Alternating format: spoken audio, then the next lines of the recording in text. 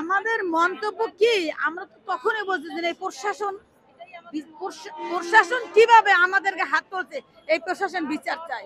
এবং প্রধান উপদেষ্টাকে বলছি, প্রধান উপদেষ্টাকে বলছি যে এই আপনার হয়তো অর্ডার নাই তো কোনো স্বরাষ্ট্রমন্ত্রীর অর্ডার, যেই করছেন না কেন এই ন্যায্য বিচার করতে হবে এবং আমাদের প্রজ্ঞাপন হাতে দিয়ে জাতীয় করে ঘোষণা দিয়ে সসম্মানে আমাদের মাটি ফিরে দিতে হবে। আপনারা তো তাহলে কালকে সচিবালয় ঘেরাও করতে গিয়েছিলেন কিন্তু পারেননি।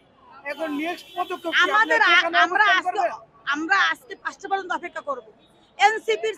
এনসিপির ছেলেরা আসছিল, ওরা বলে গেছে 5টা সূর্যাস্তর আগ পর্যন্ত এদের ন্যায্য দাবি এবং তাদের এই সব দয়া দয়া মেনে নিতে হবে।